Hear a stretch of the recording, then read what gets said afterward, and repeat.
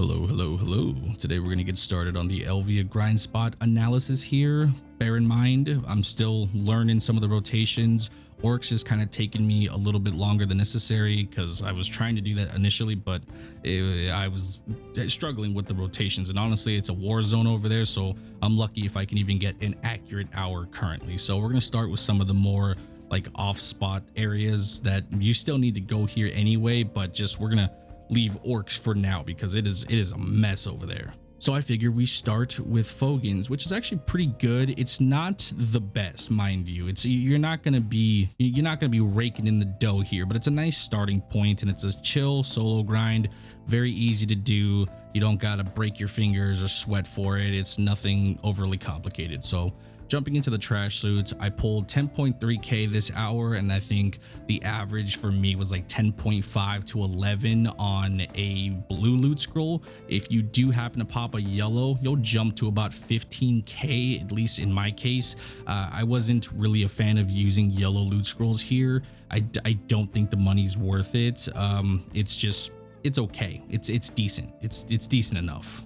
But if you're like a person that's tight for loot scrolls and you're just trying to get the drops for your HP cups or whatever it is you're building, then you don't really need to pop a yellow here. You just be happy with like the 250 mil that you get an hour and leave it at that. You don't really need to spend all that for the yellow loot scroll. And if I'm being honest. And taking a look here at Garmoth, the average, it looks like for warrior is roughly around like 11k. So this is it's pretty accurate for what it is. I'd say that most people are going to just stick to the blue loot scrolls and pull around those numbers.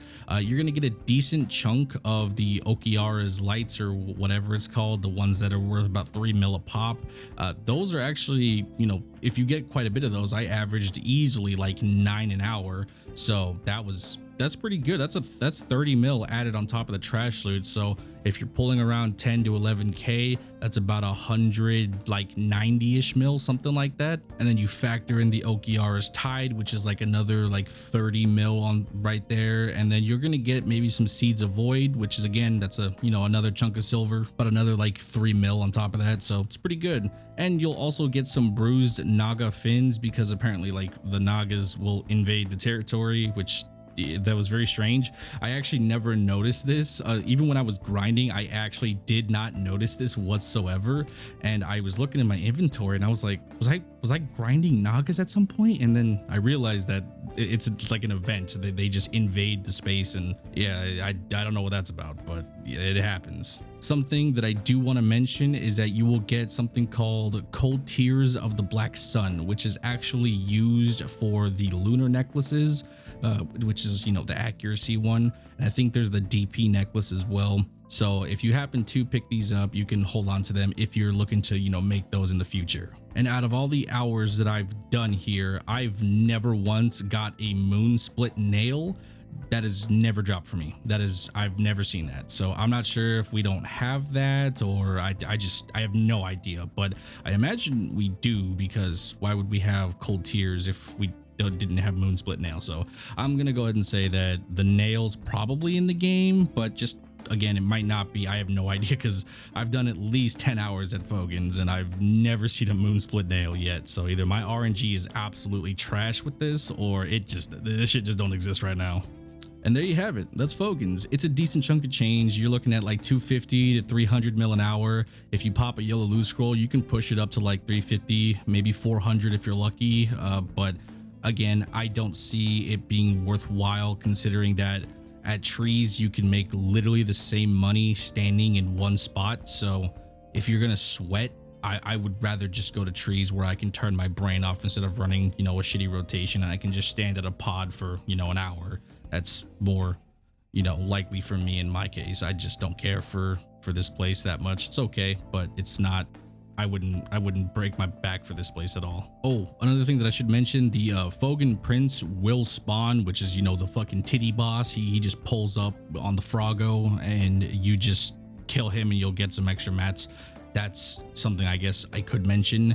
I also would like to point out that the weapons do make a massive difference. I know some people don't like to run the weapons for whatever reason. I think sometimes it depends on if you have to extend into somebody else's rotation, because usually when you pick up one of those weapons, you will most likely over clear your rotation, which means you'll have to extend into another rotation, which is super annoying, especially at orcs. That's very annoying, because then, you know, since some of the places are overly crowded, or maybe somebody's in the extended roto, you're gonna have to, you know, sort of figure that out amongst yourselves realistically. But I use the weapons 90% of the time. But if I see somebody in my extension, if I'm not on Arsha, I'm just gonna not pick up the weapon so I don't over clear the spot. But then you're gonna be pulling less trash loot, so that's good. That's something to take note of. And before we end the video, I just want to end on this note real quick. If you are using yellow loot scrolls, I don't think it's worth it in Fogans, Castle Ruins. I don't think it's worth at Baragi either, if I'm being honest. It's just, I don't think the money is that great in terms of trash loot. I think most of the money from here comes from the trash loot, obviously, and then you're gonna get stuff that's, you know, like the Okiara's light, which is really good.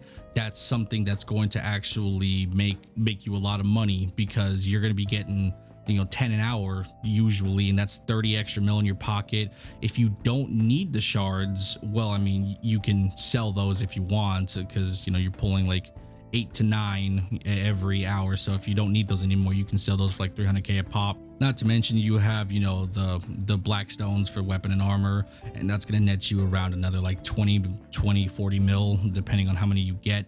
So just in general, I'd say that the money in this spot, whenever you see the average money is like 400 or 350, that's assuming you're selling everything. Like, you're going to not use it. But if you actually need those mats, you're really only making like 220 to 240. That's about what you're gonna be making. So that's just something to take note of. And that goes for most spots. Even Castle Ruins is the same thing, where if you just factor in the trash loot, you're not making that much money. But if you were to sell literally everything, you know, that can drive up to about, you know, 400 mil an hour. So just bear that in mind. Anyway, that's gonna be it for today's video. Hopefully you guys enjoyed it. I'll talk to you guys in the next one. Bye bye.